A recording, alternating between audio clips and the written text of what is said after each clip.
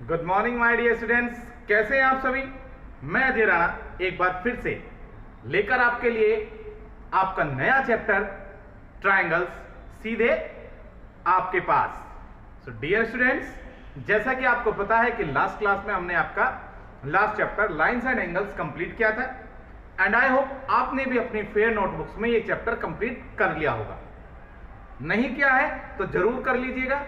जैसा कि last class में बताया था, तीनों एक्सरसाइजेज हैं, एग्जाम्पल्स जरूर करने हैं और इसके एमसीक्यूज भी जरूर करने हैं। एमसीक्यूज आपको फेयर में नहीं करने हैं और एग्जाम्पल्स भी फेयर में नहीं करने हैं। ये दोनों चीजें आपको आपकी रफ नोटबुक में करनी है, एक्सरसाइजेज आपको फेयर नोटबुक में करनी है। ये सारा कुछ आपको लास्ट क्लास में बताया गया था। डियर स्टूडेंट्स, आज शुरू करते हैं आपका नया chapter, that is triangles. Triangle से आप बहुत अच्छी तरीके से अवेयर्ड हैं, ऑलरेडी अवेयर्ड हैं कि ट्रायंगल क्या होता है। Triangle is a simple close figure bounded by 3 straight line. Triangle एक सिंपल क्लोज फिगर है जो क्या होता है, 3 लाइन सेगमेंट से बाउंडेड होता है, like a, B and C.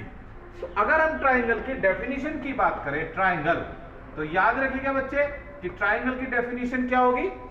A simple close figure, a simple closed figure, एक सिंपल क्लोज फिगर है bounded by 3 line segments. Simple close figure bounded by 3 line segments, that is known as a triangle. अब बात करते हैं triangles के parts कौन कौन से होते हैं। बिल्कुल थोड़ा सा हम इसके बेसिक्स पे चल रहे हैं। पार्ट्स ऑफ अ ट्रायंगल,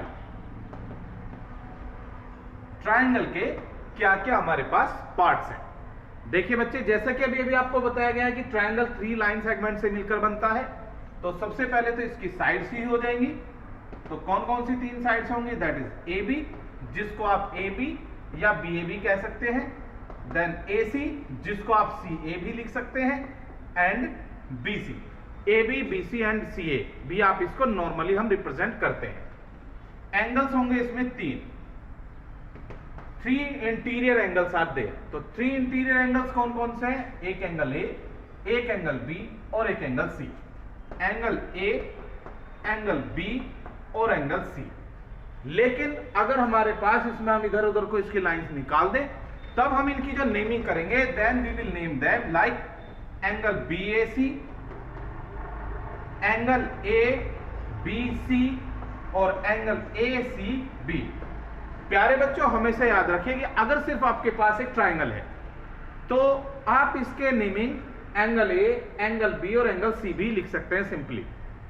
ये याद रखिएगा, अगर किसी भी पॉइंट पर एक से ज्यादा एंगल बनते हैं, किसी भी पॉइंट पर एक से ज्यादा एंगल बनते हैं, मान लिया हमने यही लाइन आगे को बढ़ा दी तो एक एंगल ये भी बन गया, तो अब एंगल सी कौन सा होगा, क्या ये होगा या ये होगा। उस केस में हमें क्या करना पड़ेगा, उस केस में हमें इसको लिखना पड़ेगा एंगल ए सी बी, और ये लिखा जाएगा एंगल ए सी, अगर यहां पे डी है तो पॉइंट ए सी डी।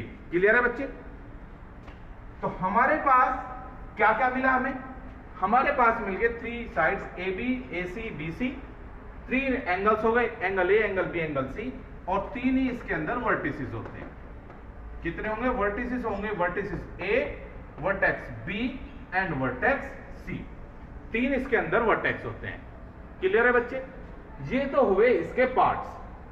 इसके अलावा भी अभी इसके अंदर बहुत सारे पार्ट्स होते हैं। वो कौन कौन से पार्ट्स होते हैं वो अब हम आगे देखते हैं। देखिए बच्चे, इसके बाद हम बात करते हैं पार्ट्स में इसके, देन आते हैं मीडियंस। अब मीडियंस क्या होंगे, वो सीधे सीधे ये तो होगा नहीं। तो मीडियंस क्या होते हैं, अगर हम किसी भी वर्टेक्स को इसके सामने वाली यानी कि वर्टेक्स को इसके ऑपोजिट साइड, ध्यान रखिएगा ऑपोजिट साइड्स, ए के ऑपोजिट साइड है बी सी, बी के ऑपोजिट साइड है ए सी, सी के ऑपोजिट साइड है ए बी, ध्यान रखिएगा। अब बात आती है कि मीडियंस की, जो हमने लिखा है कि मीडियंस होते क्या हैं। तो मीडियन वो है अगर हम किसी भी वर्टेक्स को उसके ऑपोजिट साइड के मिड पॉइंट से ज्वाइन कर दें। तो मीडियन क्या बना, the line joining, the line segment joining a vertex joining a vertex to the midpoint, joining the vertex to the midpoint of the opposite side. What is the median? Median क्या है कि the line segment joining the vertex, किसी भी vertex को सामने वाली side के mid point से ज्वाइन करने वाला लाइन सेगमेंट इसका मीडियन कहलाता है। तो the line segment joining a vertex to the mid point of the opposite side is known as a median. इस गिवन फिगर में एडी, देन ये हमने पॉइंट ई ले लिया, एक हमारे पास हो गया मीडियन एडी, एक मीडियन होगा बीई और तीसरा मीडियन हमारे पास होगा CF, then it is CF. तो किसी भी ट्राइंगल के अंदर तीन मीडियंस होंगे, तीन वर्टेक्स है, तीन ही साइड्स हैं, तो तीन वर्टेक्स को ही आप ज्वाइन कर सकते हो तीन साइड के मिड पॉइंट से। तो आपके पास क्या मिलेगा? आपको मिलेगा एक तीन मीडियंस। तो किसी भी ट्राइंगल के अंदर कितने मीडियंस होंगे? There are three medians. इस फिगर के अंदर AD, BE and CF are three medians. Next हम बात करते हैं, अब ये जहां पर भी है और इसमें सबसे बड़ी प्रॉपर्टी ये है कि ऑल द मीडियंस या ऑल, नॉट, ध्यान से रखिएगा, not all the three medians, all the three medians passes through a point, passes through a point। तीनों ही मीडियंस एक ही पॉइंट से पास होंगे, या आप इसी को ही दूसरी लैंग्वेज में लिख सकते हो कि medians are coincides. Medians are coincides यानी कि वो तीनों के तीनों मीडियन एक ही पॉइंट से होके जाते हैं। और ये जो पॉइंट होता है, ये जो पॉइंट होता है जहां से तीनों मीडियन पास होते हैं, this point is known as the centroid. All the three medians passes through a point which is known as centroid, which is known as the centroid of the triangle। Triangle का इसी को हम बोलते हैं centroid. प्यारे बच्चों, बहुत important definition है ये, बहुत जगह पर आपको आगे यूज भी होगा सेंट्रोइड। आगे आएगा ऑर्थो सेंटर, फिर आएगा इन सेंटर, फिर आएगा सर्कम सेंटर। आज हम वो सभी डिस्कस करेंगे। तो इस ट्राइंगल के अंदर हमारे पास आ गया सेंट्रोइड ऑफ द ट्राइंगल। तो इस ट्राइंगल का सेंट्रोइड क्या हुआ? दैट इज ये हो गया जहां से इसके तीनों मीडियंस पास होते हैं। तो तीनों मीडियंस जहां से पास होंगे, that point is known as the centroid of the triangle. Clear है? चलिए बढ़ते हैं फिर आगे। ठीक है बच्चों, अब बात करते हैं, सेंट्रोइड हो गया और इसी सेंट्रोइड को हम नाम दे देते हैं जी का। जनरली जो सेंट्रोइड होता है इसको हम रिप्रेजेंट करते हैं जी से। हालांकि आप जब फिजिक्स में पढ़ोगे तो इसी चीज को बोलते हैं centre of gravity. Centre of gravity physics के अंदर जब आप यूज करोगे 11th 12th में, इसी वजह से इसको जी से रिप्रेजेंट करते हैं। So this is known also known as the centre of gravity. लेकिन हमें यहां से उससे मतलब नहीं है, हमारा यहां पर क्या यूज है, हमें यहां पे इसको बात करनी है सेंट्रोइड की। तो अगर सिर्फ हम सेंट्रोइड की भी डेफिनेशन दें तो हम सेंट्रोइड की डेफिनेशन दूसरे शब्दों में एक तो यही हो जाएगी, दूसरे शब्दों में ये हो जाएगी, the centroid is the point या the intersection point of all the medians of a triangle is known as centroid. क्या हो जाएगा दूसरे शब्दों में इसकी डेफिनेशन कि all intersection point of all medians, intersection point of all medians is known as centroid। Centroid बोला जाएगा जहां पर तीनों मीडियंस इंटरसेक्ट करते हैं। क्लियर है बच्चे? चलिए आगे बढ़ते हैं। ये तो थे मीडियंस, अब हम बात करते हैं ऑल्टीट्यूड्स की। सेकंड इसी के अंदर जो दूसरी चीज आती है वो है इसके ऑल्टीट्यूड्स। किसी भी ट्राइंगल के अंदर let it is a B c, हम बात करते हैं इसके ऑल्टीट्यूड्स की। ऑल्टीट्यूड। ऑल्टीट्यूड का मतलब क्या होता है भाई? ऑल्टीट्यूड तो सबसे पहले शब्द अलग है।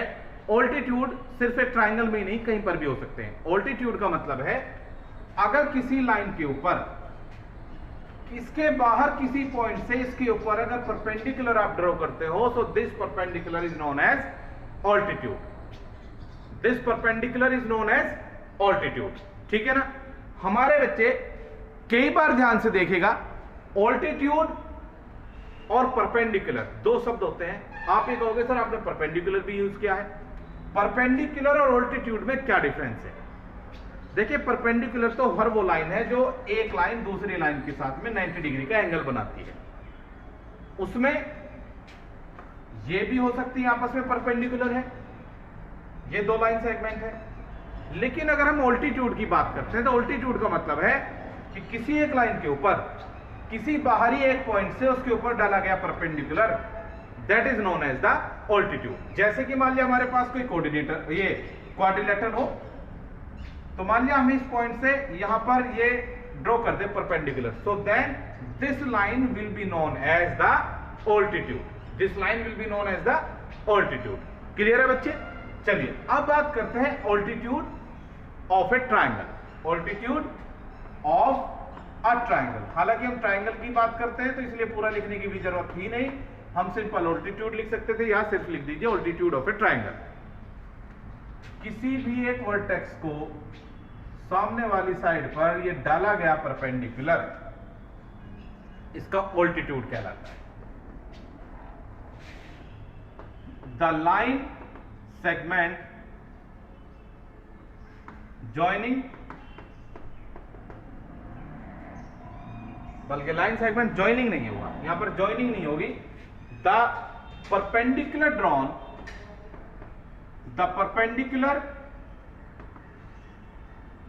drawn from a vertex, from a vertex, किसी एक वर्टेक्स से डाला गया perpendicular, the perpendicular drawn from a vertex to the opposite side is known as altitude, is known as altitude of the triangle। वो उस ट्राइंगल का क्या कहलाएगा? ऑल्टीट्यूड कहलाएगा। अगर हम किसी भी वर्टेक्स से सामने वाली साइड पर जब परपेंडिकुलर ड्रॉ करेंगे, that is known as the altitude of this triangle. Clear है बच्चे? इस लाइन का ये वाला हो गया altitude.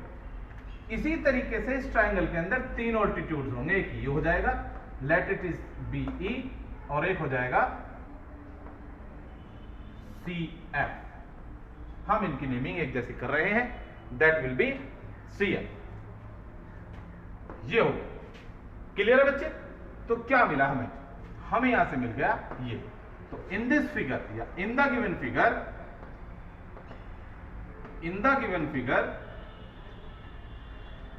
AD is perpendicular to BC, BE is perpendicular to AC, and CF is perpendicular to AB. So this represents that AD, BE and CF are altitudes of triangle ABC। ये तीनों क्या होंगे? ABC जो triangle हमारे पास है उसके altitudes होंगे। Clear है बच्चे? अब बात ये आती है कि यहां पर भी आप फिगर में देखोगे कि ये तीनों ऑल्टीट्यूड्स एक ही पॉइंट पर एक दूसरे को इंटरसेक्ट करते हैं, और हम इसको जो ये पॉइंट ऑफ इंटरसेक्शन है दैट इज H। तो सही सब मेन बात ये आ गई कि नॉट क्या इसमें कि all the altitudes passes through a point, passes through a common point। तीनों के तीनों ऑल्टीट्यूड्स एक कॉमन पॉइंट से ही पास होते हैं। सो प्यारे बच्चों, अब ये जो पॉइंट होगा इसी को हम बोलते हैं क्या? Orthocentre. All the altitudes passes through a common point known as orthocentre, known as orthocentre of the triangle. यही जो सेंटर बोला जाएगा that is known as the orthocentre of that triangle. Clear है बच्चे? आई बात समझ में? अभी हमने इससे पहले बताया था मीडियंस, जहां पर तीनों मीडियंस मीट करते हैं that point is known as centroid. ये है ऑल्टीट्यूड, जहां पर तीनों ऑल्टीट्यूड्स मीट करते हैं that point is known as the orthocentre of that triangle. Clear है बच्चे? चलिए आगे बढ़ते हैं, आगे बढ़ते हैं और बात करते हैं इन सेंटर। क्या चीज? इन centre.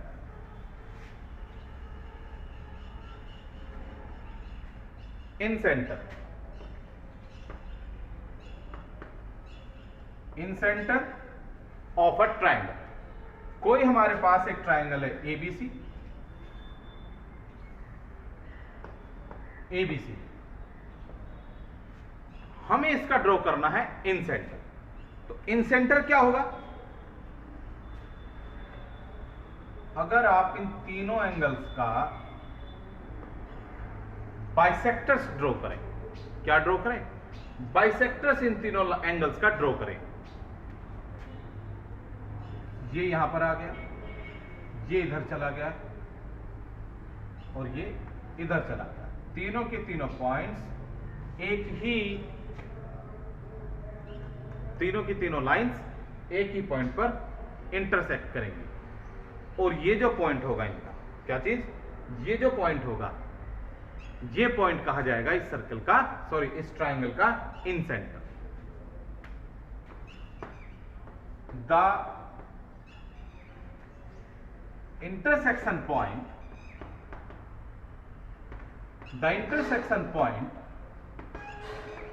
of the angle bisectors of the triangle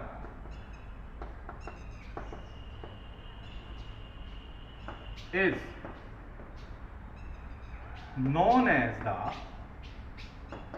incenter of the triangle. अगर आप किसी भी ट्राइंगल के अंदर तीनों एंगल्स के बाइसेक्टर ड्रॉ करते हैं, तीनों जो बाइसेक्टर्स होंगे वो एक ही पॉइंट से होके जाएंगे और ये जो पॉइंट से होके जाएगा यही कहा जाएगा इन सेंटर ऑफ दैट सर्कल। और अब दूसरी बात इसमें खास क्या है कि ये पॉइंट से अगर आप यहां पे परपेंडिकुलर ड्रॉ करते हो इन लाइंस के ऊपर, तो ये जो तीनों जो परपेंडिकुलर ड्रॉ होंगे ये बिल्कुल सेम होंगे। और ये जो तीनों परपेंडिकुलर जो सेम है, इसका मतलब ये है क्या है कि अगर आप ये सेंटर लोगे I और ये रेडियस ले लोगे तो आप एक सर्कल बना दोगे। ये तो इन सेंटर का मतलब ये हुआ कि अगर आप इस पॉइंट को लेकर, ये इन सेंटर को लेकर, सेंटर लेकर ये जो रेडियस आप लेकर एक सर्कल बनाओगे तो वो सर्कल इन तीनों साइड्स को एक किसी एक पॉइंट पर टच करेगा। तीनों ही साइड्स को टच करेगा, कट नहीं करेगा, एक ही पॉइंट पर कट करेगा। तो क्या होगा? आप इसका एक क्या बना सकते हो? इन सेंटर बना सकते हो, इन सर्कल बना सकते हो। किसी भी ट्राइंगल का अगर आपको इन सर्कल बनाना है, क्या बनाना है? इन सर्कल। एक ऐसा सर्कल जो इस ट्राइंगल के अंदर होगा और इस ट्राइंगल की तीनों साइड्स को टच करेगा, कट नहीं करेगा। कट अगर करता है तो कट का मतलब ये होगा कि वो इसको दो पॉइंट्स पर मीट करता है, एक ही जगह पर टच करेगा ये सर्कल। ये सर्कल इसका इन सर्कल होगा। ट्राइंगल है, एंगल बाइसेक्टर्स ड्रॉ कीजिए, सेंटर मिल गया, इन सेंटर।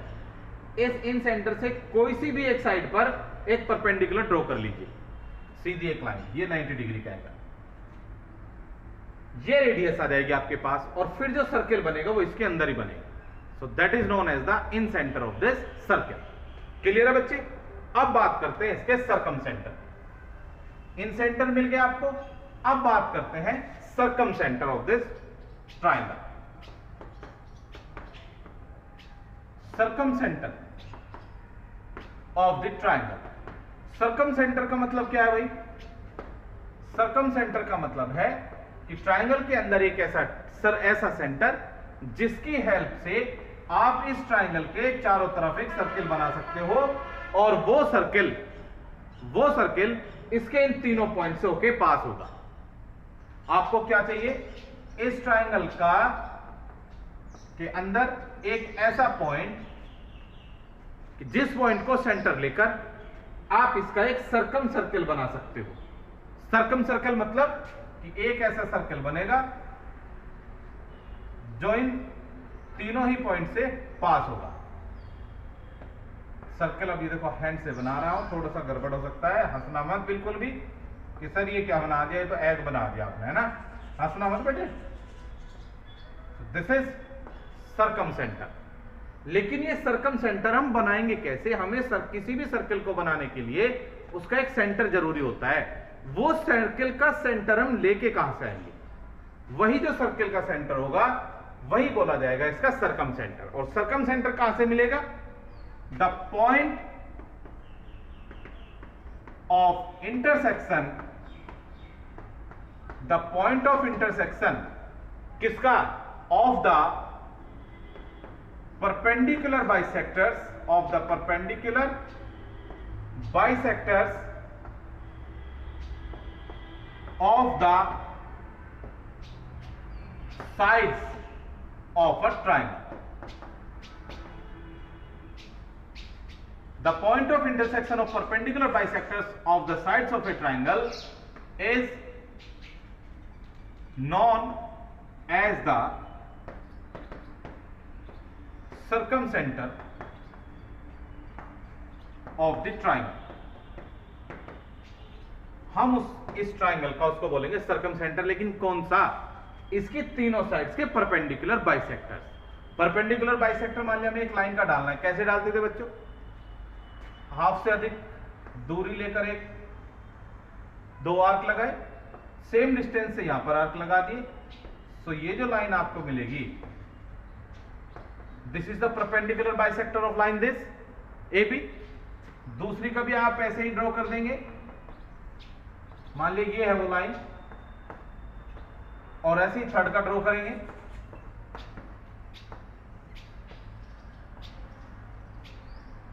ये जो जहां पर मिलेगा द परपेंडिकुलर बाइसेक्टर्स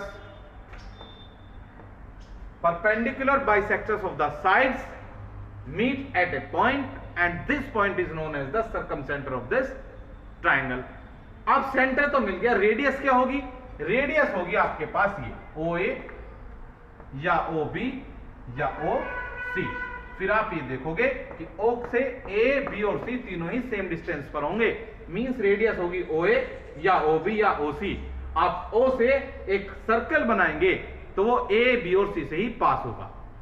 तो अगर आपको कोई भी सर्कल ड्रॉ करना है, क्या ड्रॉ करना है, सर्कम सर्कल, तो उसके लिए पहले इसका आपको सेंटर निकालना है। और वो सेंटर कैसे निकालेंगे आप, सबसे पहले आपको इसके तीनों साइड्स के परपेंडिकुलर बाइसेक्टर्स ड्रॉ करने पड़ेंगे।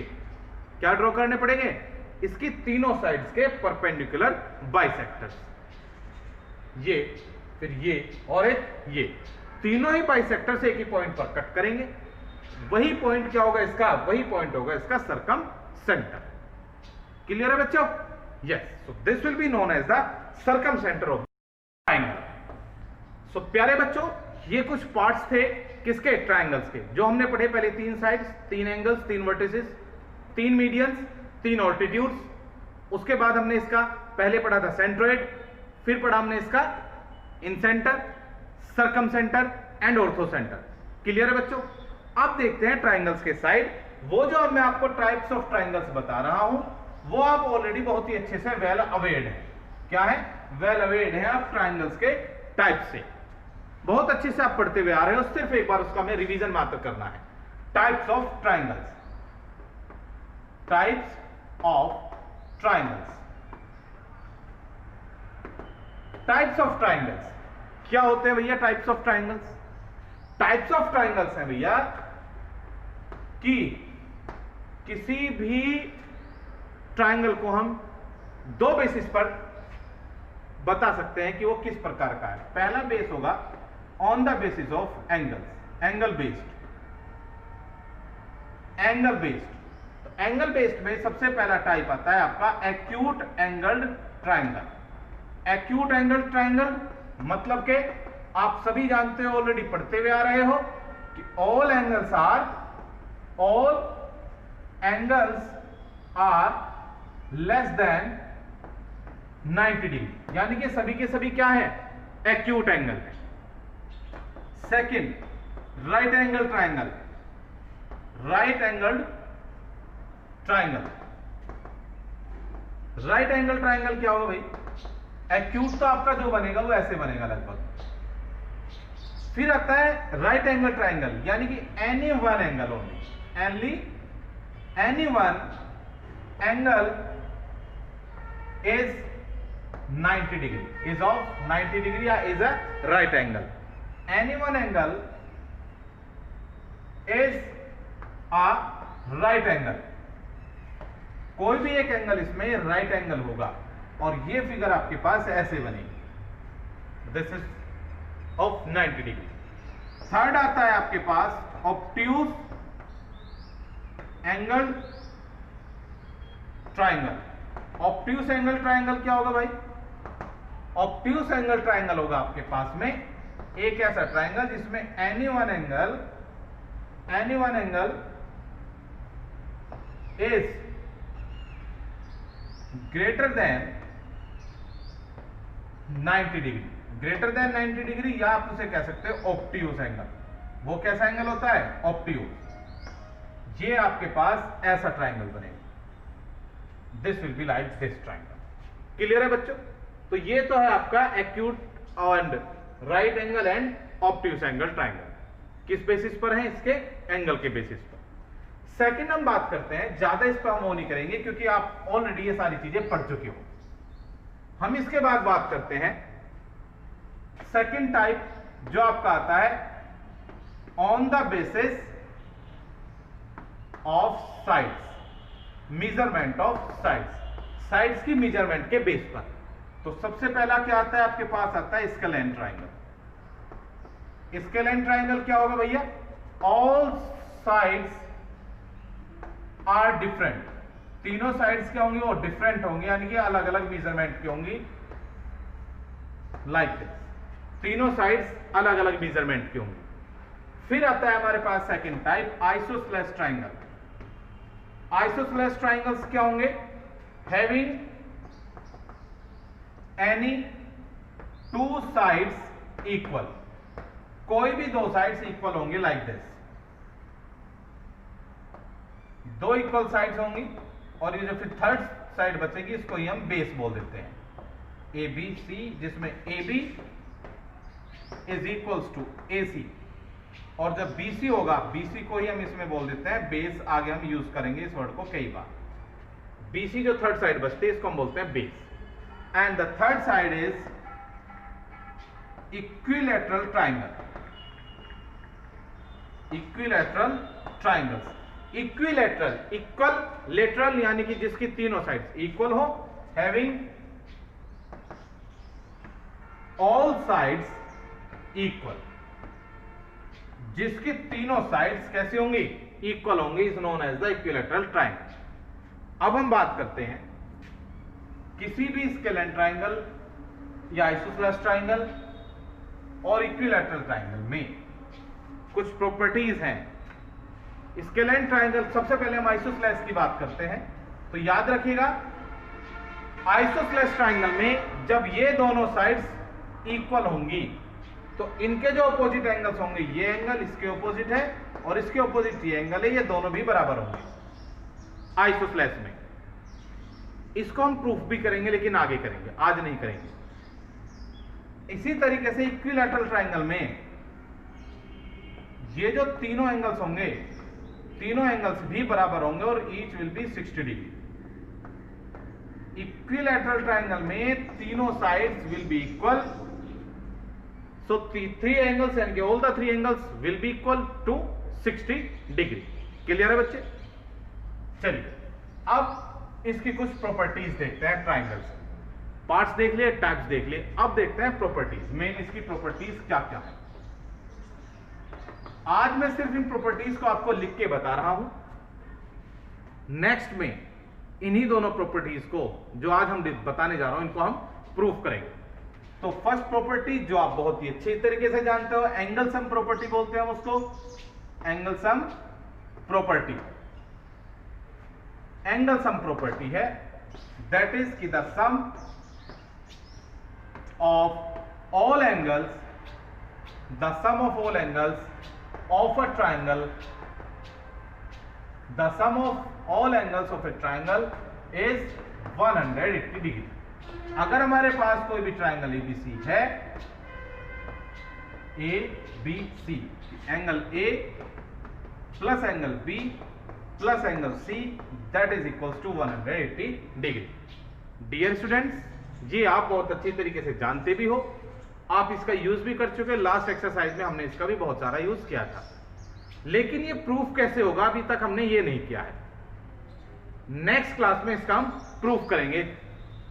सेकंड आता है आपका एक्सटीरियर एंगल प्रॉपर्टी। सिर्फ मैं आपको इसलिए लिखवा रहा हूं ताकि आप एक्सरसाइज के कुछ क्वेश्चंस कर सको। Exterior angle property, exterior angle property वो होती है कि अगर कोई भी ट्रायंगल है और आप इसकी एक साइड आगे बढ़ा देते हो, तो ये जो आपका एंगल बनेगा बढ़ाई हुई साइड और ट्रायंगल की किसी एक साइड के साथ, this angle is known as the exterior angle. This angle is known as the exterior angle. इस एक्सटीरियर एंगल के ये दो एंगल्स ऑपोजिट होते हैं।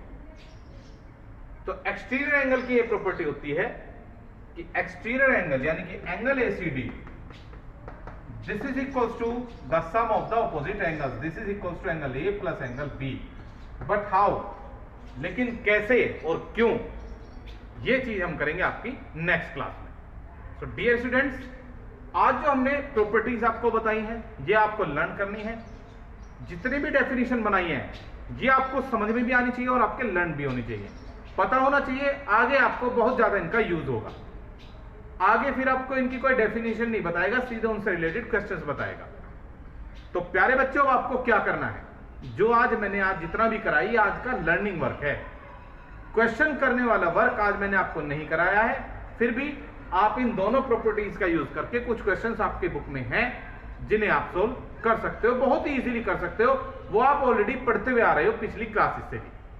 तो नेक्स्ट क्लास में हम जब मिलेंगे तो हम सबसे पहले क्या करेंगे, इन दोनों का प्रूफ करेंगे कि तीनों एंगल का सम 180 डिग्री होता है। लेकिन कैसे होता है इसको प्रूफ करेंगे।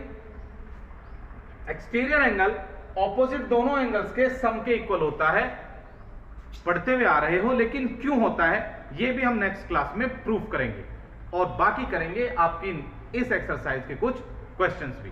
ठीक है बच्चों, सो आज की क्लास हम यहीं पर कंप्लीट करते हैं, फिर मिलते हैं नेक्स्ट क्लास में क्या लेकर, जो अभी अभी आपको बताया। सो टिल देन क्या करना है, लास्ट जो चैप्टर हमारा लाइंस एंड एंगल्स है उसको कंप्लीट कीजिए अगर किसी का बचा हुआ है तो। और आप बाकी क्या करना है, आपको इस एक्सरसाइज के जितने भी आज मैंने आपको डेफिनेशंस कराई हैं ये सभी आपको लर्न होनी चाहिए। बहुत ही अच्छे से आपको पता होना चाहिए कि मीडियंस क्या होते हैं, ऑल्टीट्यूड्स क्या होते हैं, सेंट्रोइड क्या होता है, ऑर्थो सेंटर क्या होगा, इन सेंटर क्या होगा, सरकम सेंटर क्या होगा। क्लियर है बच्चों, बहुत ज्यादा काम नहीं है, बहुत थोड़ा सा काम है। क्लियर है, सो मिलते हैं नेक्स्ट क्लास में। Till then stay safe, stay healthy, bye bye.